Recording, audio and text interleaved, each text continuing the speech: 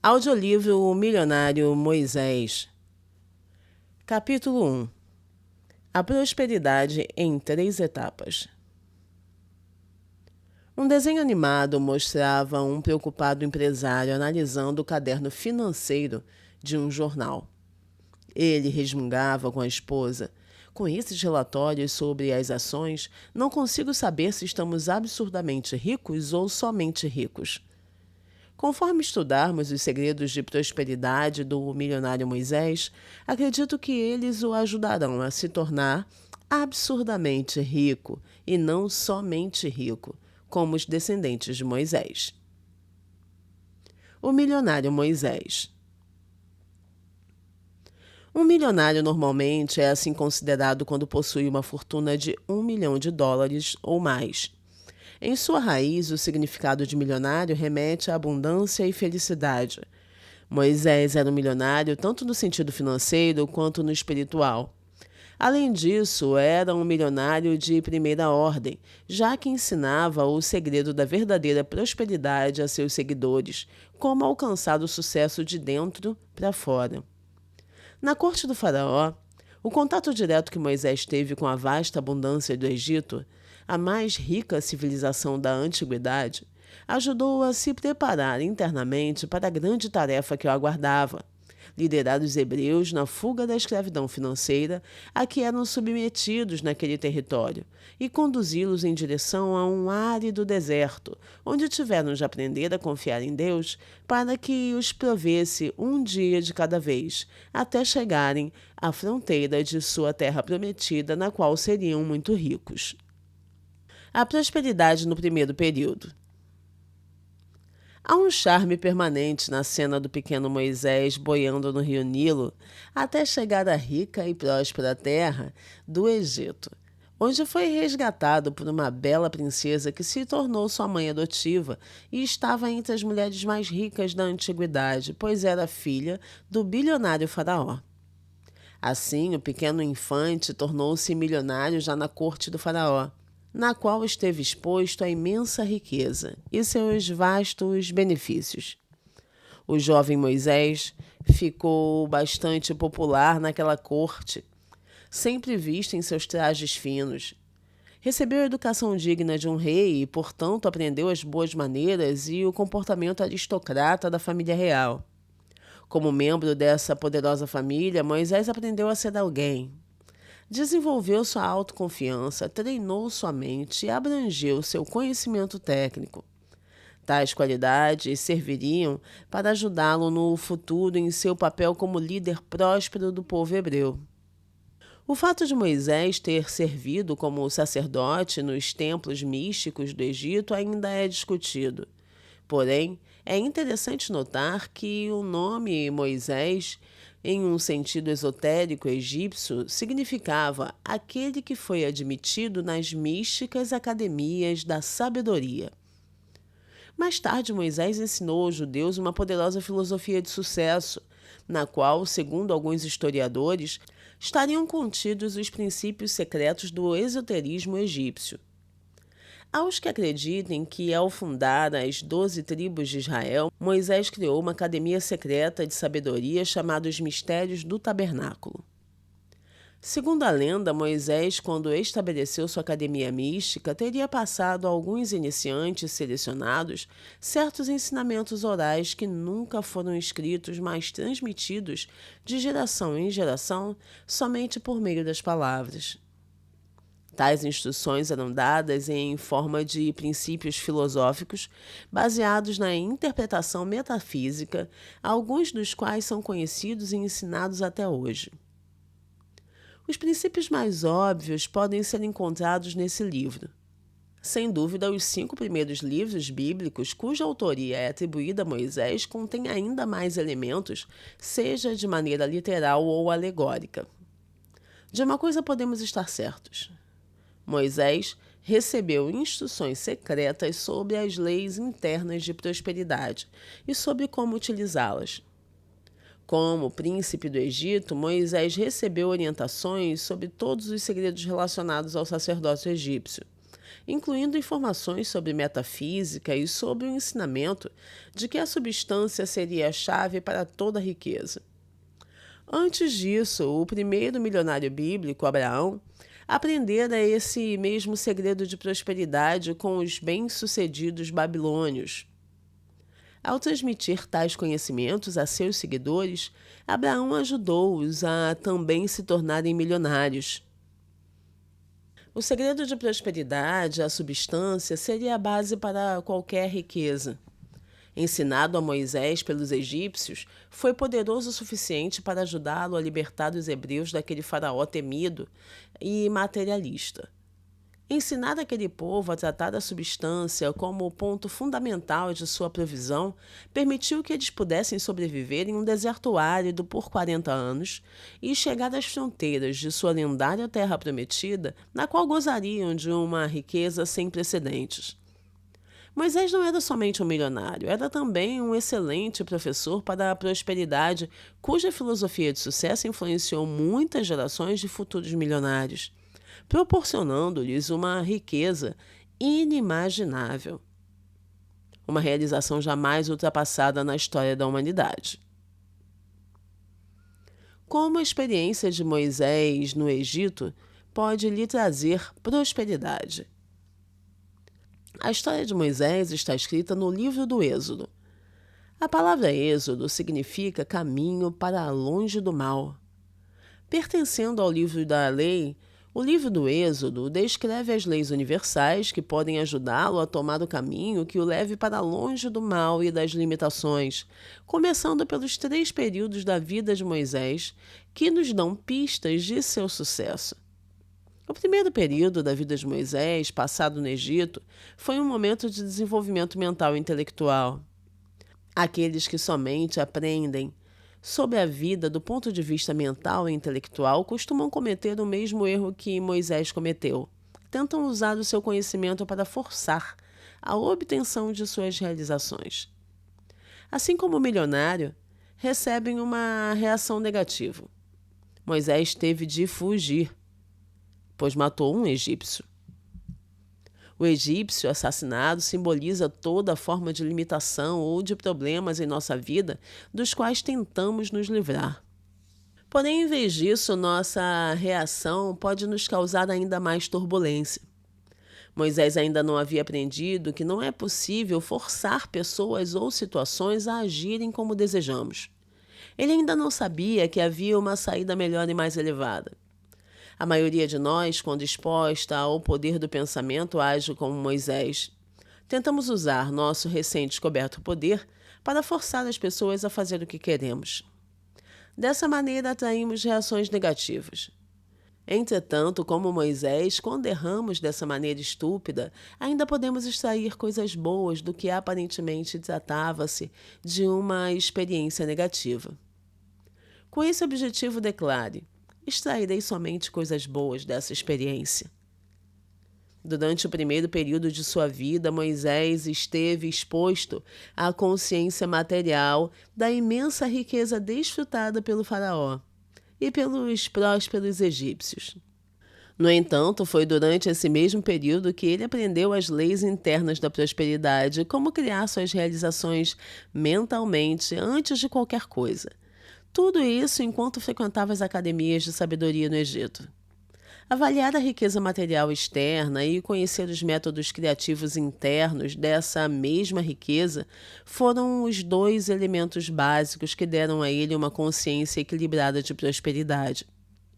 Esse conhecimento conjunto tornou-o mestre e professor em prosperidade no Antigo Testamento.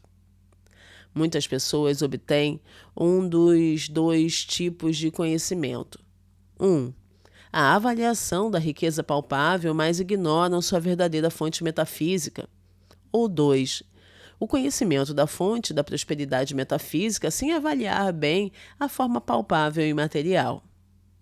A grandeza de Moisés está em sua habilidade em conhecer os 2 lados da prosperidade, o físico e o metafísico. Conhecimento que adquiriu durante sua permanência no Egito. Assim, esse primeiro período de sua vida mostrou-se bastante importante, pois constituiu a base para todos os que o seguiram. A prosperidade no segundo período. Durante a segunda fase de sua vida, após matar o egípcio, Moisés fugiu para o deserto de Midian, onde passou os 40 anos seguintes, um tempo de reflexão mental e crescimento interior.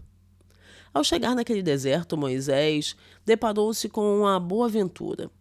Encontrou um raro e precioso poço de águas cristalinas e, junto com ele, a família do próspero Jétro, um bem-sucedido pastor e abastado comerciante.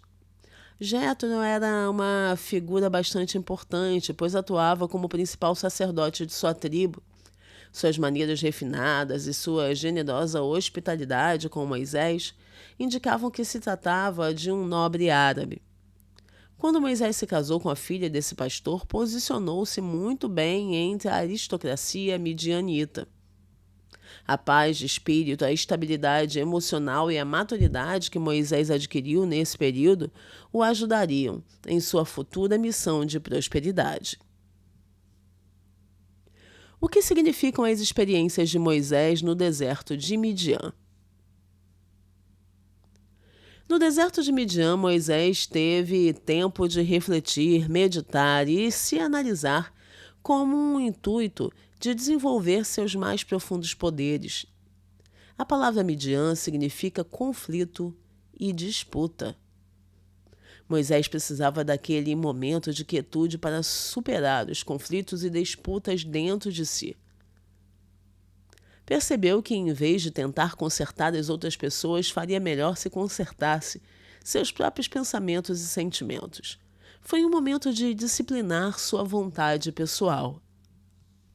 Quando pela primeira vez conhecemos o poder de nossos pensamentos, assim como ocorreu a Moisés, tendemos a usá-lo para forçar outras pessoas a atenderem nossas próprias vontades. Contudo, devemos agir diferente. Precisamos voltar a atenção para nós mesmos e buscar superar o conflito e a disputa presentes em nossos próprios pensamentos e sentimentos. Assim que nossa vontade pessoal estiver disciplinada, estaremos prontos para a etapa seguinte de nosso crescimento. Ao longo desse período de solidão, Moisés adquiriu força interior. As árduas disciplinas de autodesdobramento, que continuariam a acompanhá-lo até o fim da vida, haviam sido iniciadas. Somente através da solitude, depois de ter controlado sua vontade pessoal e obtido paz interior, Moisés estava realmente pronto para o próximo passo em direção à expansão de suas realizações. Certo dia, enquanto o milionário cuidava do rebanho de Jétro perto do Monte Horebe, Deus apareceu entre os arbustos, que flamejaram, mas não queimaram. A palavra Horebe significa solidão. O arbusto flamejante simboliza nossa ardente intuição, aquela voz, calma e pequena, de sabedoria, que reside dentro de nossa mente, que começa a tomar vida nessa segunda etapa de desenvolvimento de nossa consciência de prosperidade. Quando isso ocorre, é como aquele arbusto. A natureza intuitiva que surge dali não pode ser consumida nem apagada. Devemos escutá-la, oferecendo-nos orientação e sabedoria repetidas vezes. Enquanto olhava para o arbusto, Deus pediu a Moisés que tirasse os sapatos, pois aquele era um solo sagrado. Os pés simbolizam a compreensão. O ato de retirar os sapatos simboliza a libertação de seu pensamento das ideias limitadas, deixando-as ir embora deliberadamente para dessa forma expandir seu pensamento e seu mundo. Quando estiver nesse momento, declare: minha vida, saúde, riqueza, felicidade não pode ser limitada. Estou livre de todas as limitações, sigo em direção à expansão de minhas realizações, orientada por forças divinas e abundantemente prósperas. Tudo está conforme o que é certo para mim, rapidamente e em paz.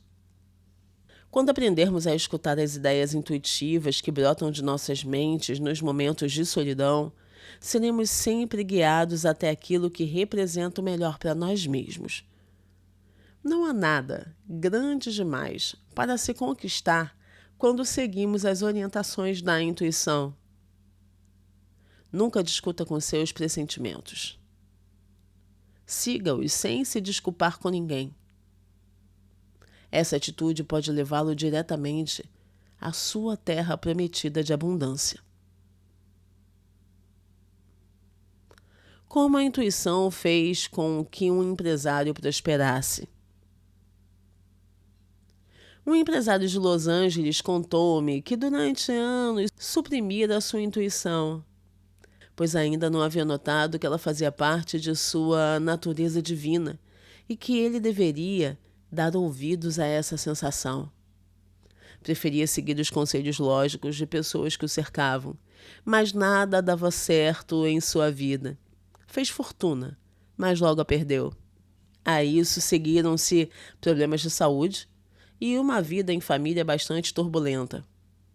Seguindo-se por baixo, leu As Leis Dinâmicas da Prosperidade, um de meus livros, que explica que os pressentimentos persistentes que surgiam com frequência na mente dele eram parte de sua natureza divina. Eram seus poderes genuínos de prosperidade, e por isso o correto seria agir de acordo com eles e não suprimi-los.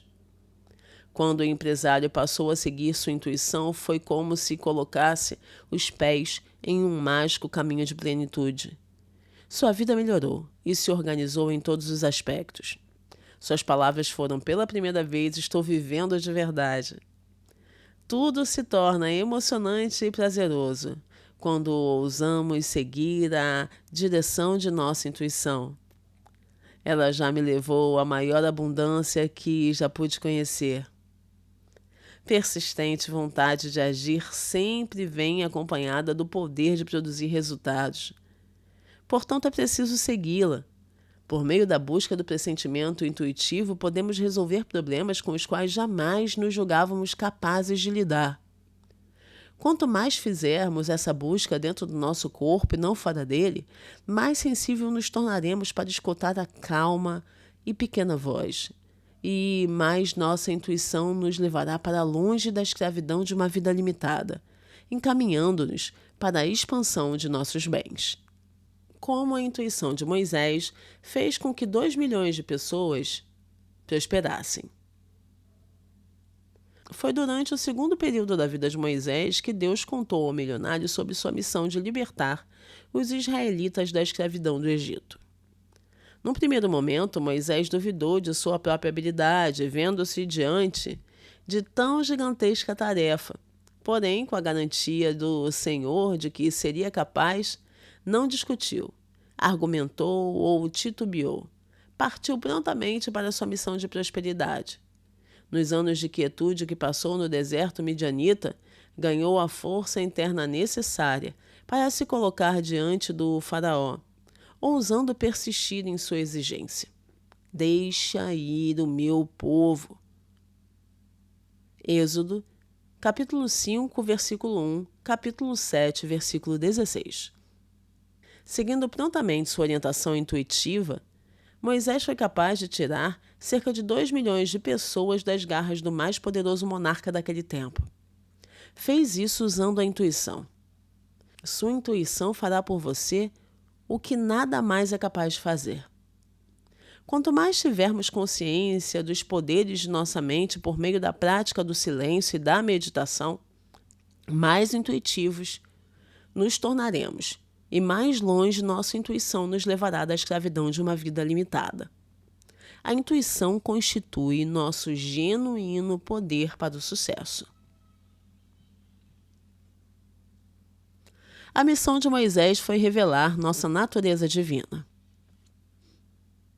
Uma das missões de Moisés foi revelar aos filhos de Israel a natureza divina que possuíam, chamada de Eu Sou, e que os tiraria da escravidão. A maneira mais garantida de desenvolver nossos genuínos poderes intuitivos é rogarmos por nosso Eu Sou, divino, com frequência. durante nossas meditações. Em seguida, devemos libertar tal poder, repetindo frases com a expressão "eu sou". No episódio do arbusto flamejante, Deus contou a Moisés que o poder divino universal, que poderia ajudá-los, recebia o nome de "sou o que sou". O poder de Deus que nele residia e que o ajudaria chamava-se "eu sou". Êxodo, capítulo 3, versículo 14. Os povos antigos conheciam bem o termo "eu sou", pois consideravam-no um elemento carregado de grande poder. Por isso, desde criança, Moisés já estava familiarizado com a força encontrada naquelas palavras, vendo-as escritas nos muros de todos os templos egípcios. Depois das instruções dadas a Moisés, os hebreus usaram o termo tantas vezes que ficaram conhecidos como o povo do "eu sou". Consideravam-no a palavra poderosa perdida, que, quando libertada por meio da meditação ou da voz, era capaz de gerar milagres em poucos instantes. Como usar o poder de seu cajado com sucesso? Quando Moisés duvidou de sua capacidade de retirar seus seguidores das garras do faraó, Deus deu-lhe um cajado para ajudá-lo. Ao levantar o cajado, o milionário sentiu bênçãos serem derramadas sobre si. Ao baixá-lo, sentiu que maldições se aproximavam. Nosso "eu sou" constitui o poder de nosso cajado. Essas palavras libertam nossa natureza divina para que milagres surjam também em nossas vidas. Há forças desconhecidas e adormecidas dentro desse termo. Tudo aquilo com que sonhamos e o que desejamos pode ser libertado por meio da afirmação "eu sou". Pois esse é o nome do poder de Deus que reside dentro de nós. Meditar usando tais palavras nos trará clarividência, pois tudo que precisamos saber nos é revelado. Sempre que dizemos "eu sou" ou "estou doente", "eu sou" ou "estou fraco", "eu sou" ou "estou desanimado", estamos usando o nome de Deus em falso e, portanto, receberemos resultados igualmente negativos. A palavra divina "eu sou" que temos dentro de nós não pode estar doente ou desanimada, pois é cheia de vida, de energia e de bens ilimitados. Dizer "eu sou" em voz alta, visando a expansão de nossos bens, faz com que eles apareçam em nossas vidas. Você duvida que um poder como esse possa ser libertado apenas com o uso desse termo? Isole-se. Feche os olhos. E repita várias vezes: "eu sou". Em pouco tempo, todo o seu ser será tomado por uma sensação de poder que você jamais conheceu. Tente fazer essa experiência por uma semana, sempre repetindo "eu sou" em voz alta, rogando por seus bens, e veja qual será o resultado. Como trazer vastas melhorias para nossas vidas? Muitos viram suas vidas receberem amplas melhorias seguindo uma prática muito simples. Em seu repouso à noite, antes de dormir, diziam em voz alta: "Eu sou saúde, força, paz, felicidade e prosperidade. Eu sou forte, vital e estou bem. Eu sou lindo, tranquilo e equilibrado. Eu sou jovem por toda a eternidade. Eu sou livre e feliz." Outras pessoas conseguiram se livrar de problemas, desde superar uma vida de pobreza até a cura de uma doença, usando esse simples processo. Segundo a previsão de um metafísico, haverá um dia em que todos conhecerão seu poder de sucesso "eu sou". Ninguém mais dirá "eu sou doente". Usarão o termo apenas em um sentido positivo e serão curados. Um homem pôde comprovar tudo isso. Sua doença havia sido diagnosticada como incurável, mas ele continuava a afirmar: "Agradeço a Deus por estar curado", tão insistentemente que recebeu a graça. Sempre que usamos nosso poder eu sou de maneira negativa, perdemos algo em nossa vida. No entanto, se dissermos eu sou único com Deus e sua bondade, veremos as melhorias. Dizer o termo de forma positiva abre portas, derruba obstáculos e prepara o caminho para nossas conquistas. Dito positivamente, recebemos bênçãos, negativamente, problemas. Diga uma situação ruim. Eu sou. Foi quem me enviou. Seus caminhos estarão abertos para vencer quaisquer dificuldades. Quando souber dos problemas de outras pessoas, é possível libertar do poder universal do bem declarando: eu sou o que sou. Está pronto para ajudá-lo nesse momento. Uma mulher tentava com todas as forças resolver uma situação aparentemente impossível. Nada trazia resultados, até que decidiu declarar: com a ajuda de Deus, eu conseguirei. De repente, a maré mudou e ela recebeu tudo o que desejava.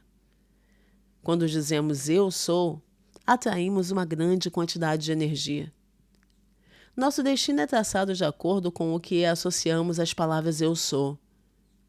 Termo conhecido como a canção de Moisés, pois era considerado o segredo de seu sucesso. Você também pode obter sua canção de sucesso. Ver capítulo sobre o termo eu sou no livro Leis Dinâmicas da Cura. Como se tornaram milionários? Conheço 2 pessoas que se tornaram milionárias depois que passaram a meditar diariamente usando afirmações com as palavras eu sou. Uma delas é um empresário cuja saúde foi restabelecida com o uso do termo e que, com sua insistência em continuar a declará-lo, conseguiu uma fortuna no mercado de ações. Conseguiu desfrutar de sua riqueza por muitas décadas e com sua saúde plena. A segunda pessoa era uma viúva bastante desanimada com a vida. Quando começou a invocar o poder eu sou, casou-se com um membro de uma das famílias mais abastadas dos Estados Unidos. Hoje em dia ela viaja pela alta sociedade de diversos países e tem uma vida fabulosa. A prosperidade no terceiro período. Moisés passou o terceiro período de sua vida no deserto, instruindo os rebeldes escravos a formar uma nação próspera e autossuficiente. O aprendizado do milionário quanto às leis internas da prosperidade ficou claro quando se mostrou capaz de prover um grupo tão extenso com comida e água em meio ao mais árido cenário. Para aquelas pessoas com fome e sede, tratava-se de um milagre de proporções milionárias. Foi nesse último período de vida que Moisés construiu o abençoado santuário no qual os hebreus faziam suas orações, mostrando o apreço pelo poder próspero da riqueza e da beleza que havia desenvolvido quando ainda vivia na corte egípcia. Os candelabros de ouro maciço valiam pelo menos $25.000. A quantia de ouro, prata e bronze usada na construção do altar móvel chegava aos $400.000 em valores corrigidos. Os hebreus trouxeram consigo do Egito valiosos objetos e, antes de sua partida, pediram e receberam presentes de seus vizinhos. Êxodo capítulo 11, versículo 2, capítulo 12, versículo 35 e 36. Uma troca considerada como cortesia diplomática. As igrejas modernas deveriam seguir a elegância do santuário hebreu, a construção mais bonita, mais próspera e mais bem cuidada de toda a comunidade. Uma das mais elevadas formas de adoração é a arte. A crença de Moisés na importância de se vestir de forma elegante estava expressa nos trajes decorados com joias, desenhados para o primeiro grande sacerdote de Israel. Trajes como esse eram descritos como vestes que confiram dignidade e honra. Êxodo capítulo 28, versículo 2. Eram feitos do mais fino linho de cores vibrantes, trançado em fios de ouro, cravejado de esmeraldas e diamantes, entre outras pedras preciosas. Poderiam ser confeccionados somente pelos melhores artesãos, o que seria equivalente aos nossos melhores estilistas e alfaiates dos dias de hoje. Êxodo, capítulo 28, versículo 6. Moisés ensinou os hebreus, um povo que já fora, sem regras, a desenvolver uma consciência de prosperidade tão grande naquele cenário desértico que foram impedidos de trazer mais para a construção do santuário, pois já haviam recebido mais do que suficiente. Êxodo, capítulo 36, versículos 6 e 7. Era um fato sem precedentes na história das construções sagradas.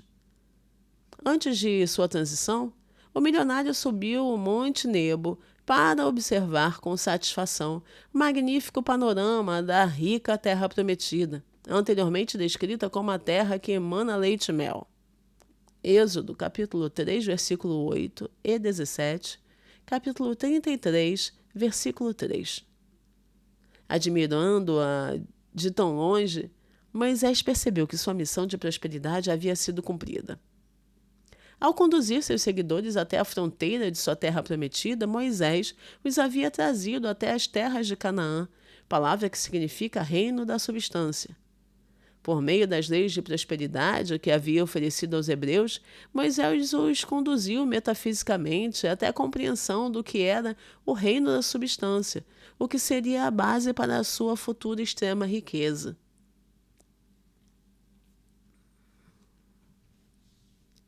Por entender que a substância seria a base para tudo, nosso milionário, aos 120 anos, tinha a aparência da juventude eterna. Uma genuína manifestação da tal substância. Moisés foi a única personalidade bíblica sepultada por Deus. Deuteronômio, capítulo 34, versículo 6. Mais tarde, Jesus diria orgulhoso: "De mim escreveu ele." João, capítulo 5, versículo 46. Como Jesus, Moisés também ressurgiu após a morte. Mateus, capítulo 17, versículo 3, e Atos, capítulo 1, versículo 3. Portanto, não é de se surpreender que o ilustre pastor David Livingstone tenha considerado Moisés seu herói bíblico favorito. Como a experiência de Moisés no deserto pode trazer sua prosperidade? O terceiro e último período da vida de Moisés, passado no deserto, que durou 40 anos, trouxe altos e baixos para a vida dos hebreus. No momento estavam felizes por se libertarem da escravidão no Egito.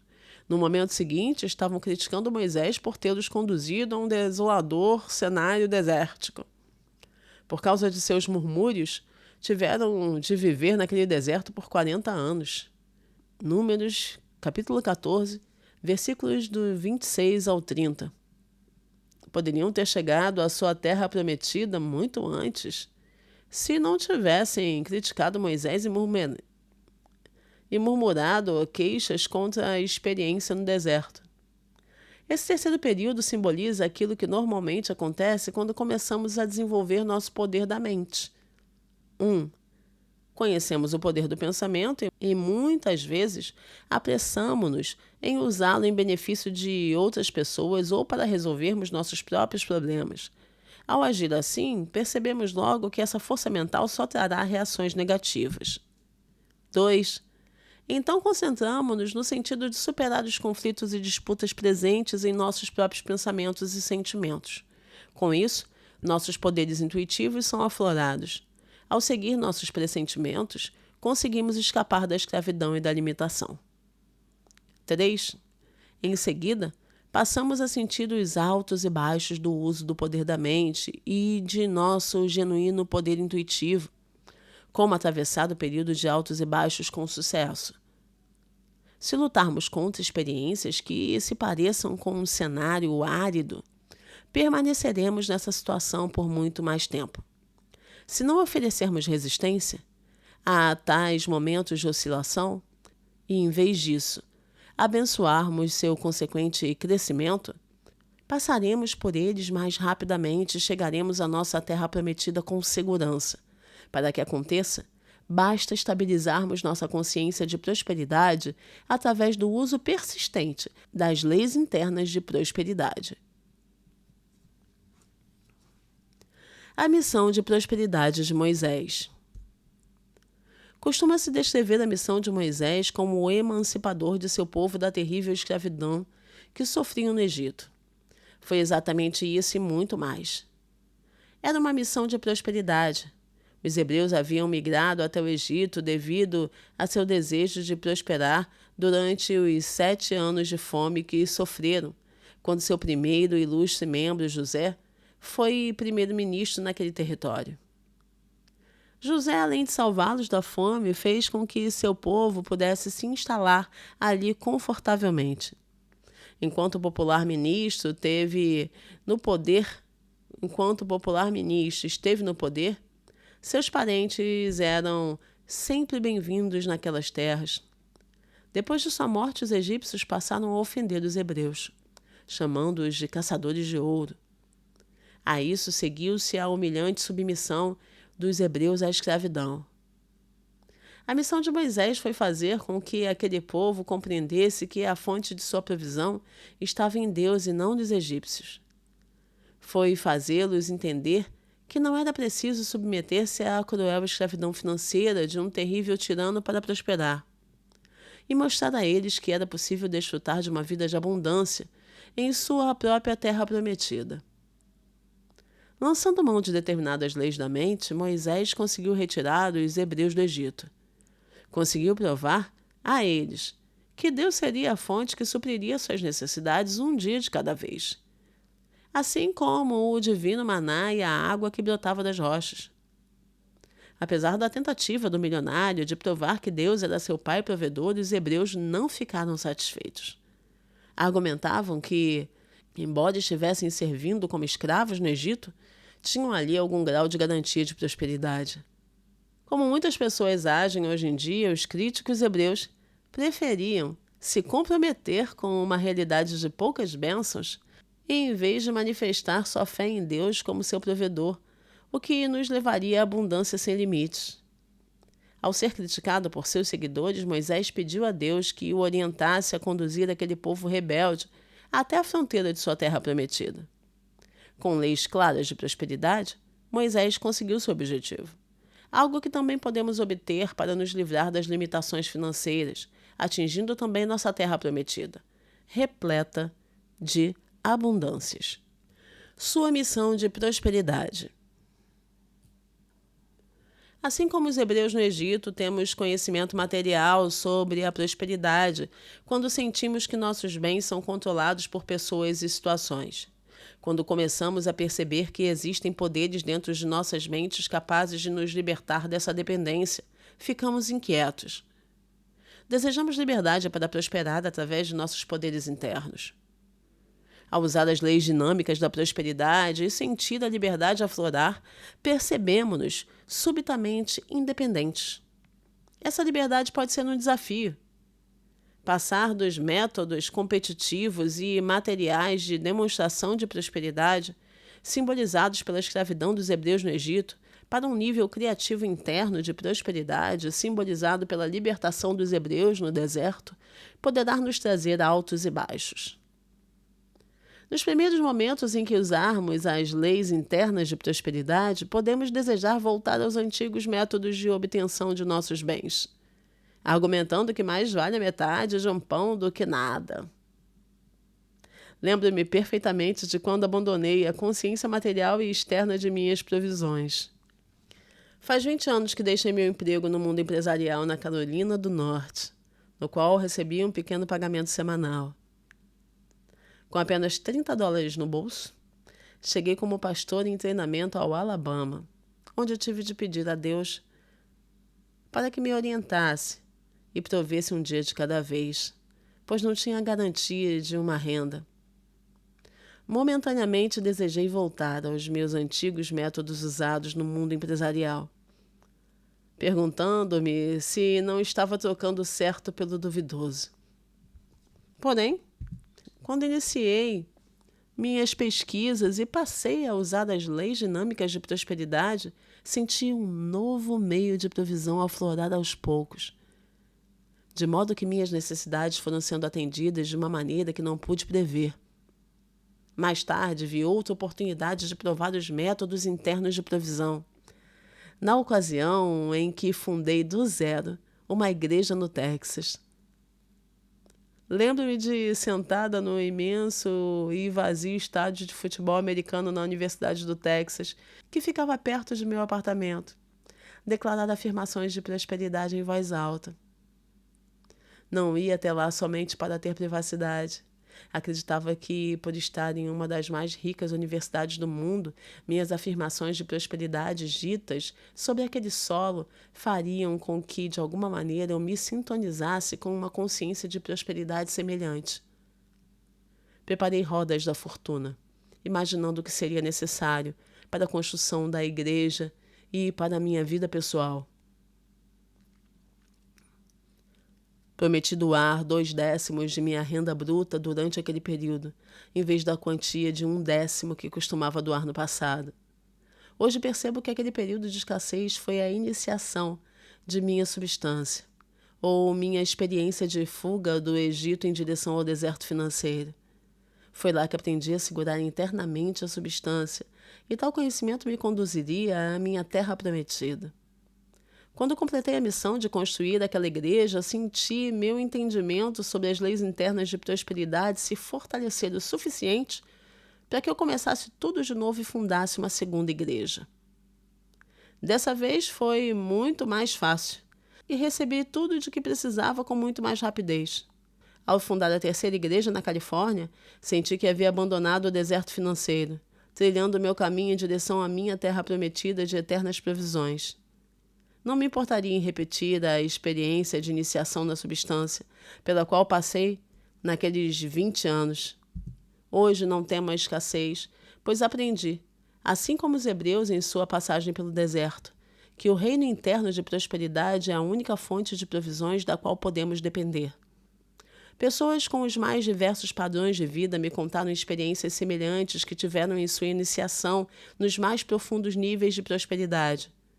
A experiência universal de evolução da alma é passar da consciência externa e material para a consciência interna e criativa de prosperidade.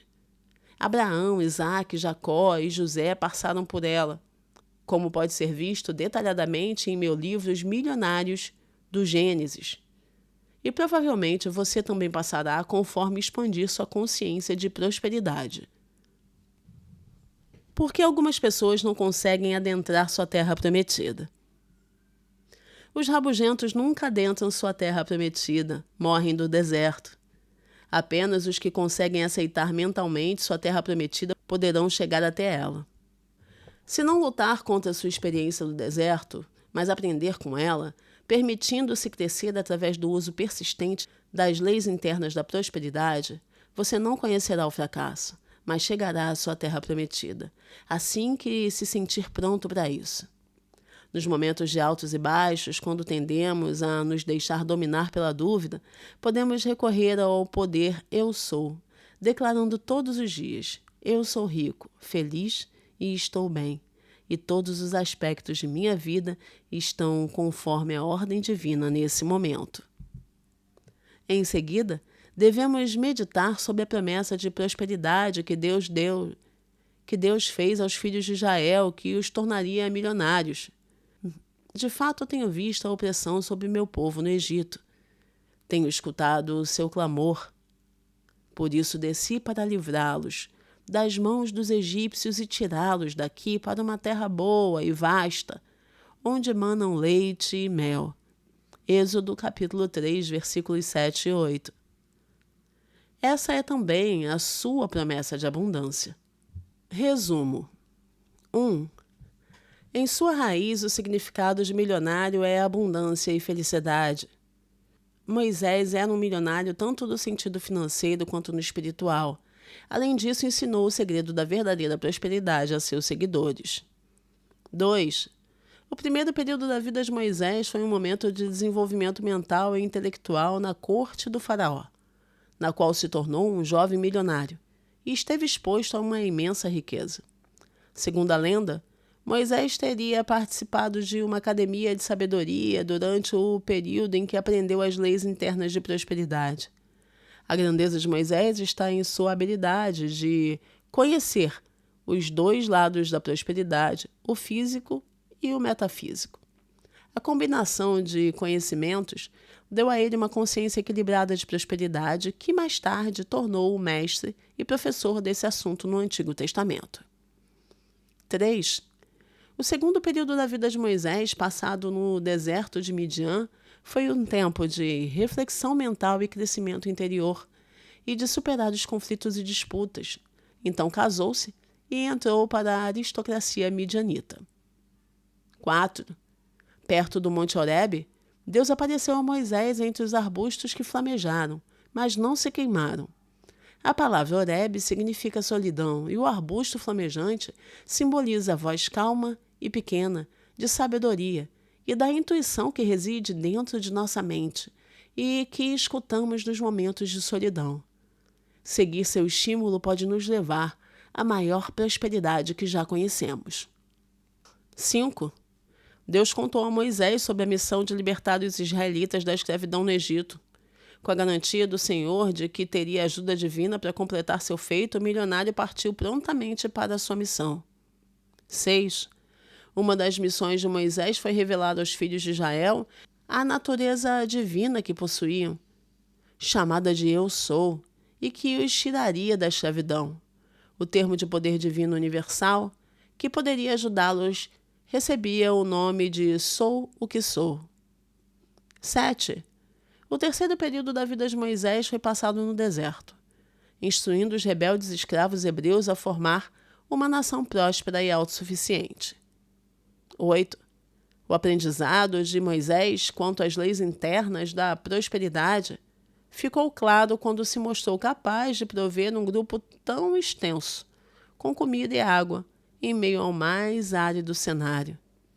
Ali construiu o abençoado santuário móvel, no qual os hebreus faziam suas orações. 9. O último período da vida de Moisés, que durou 40 anos, trouxe altos e baixos para a vida dos hebreus. Um momento de estabilização e crescimento interno para aquele povo. 10. A missão de prosperidade de Moisés foi fazer com que aquele povo compreendesse que a fonte de sua provisão estava em Deus e não nos egípcios. Lançando mão das leis internas de prosperidade, Moisés conseguiu retirar os hebreus do Egito. Foi sua fonte de previsões enquanto vagavam pelo deserto e os conduziu até as fronteiras de sua terra prometida de riquezas e vasta abundância. Encerro por aqui a leitura do capítulo 1 do livro O Milionário Moisés, de Catherine Ponder. Eu sou Andréia Quintão, espero que essa leitura ajude você na sua caminhada de desenvolvimento pessoal e transformação de vida. E aguardo você aqui no próximo capítulo. Obrigada pela sua companhia e até lá!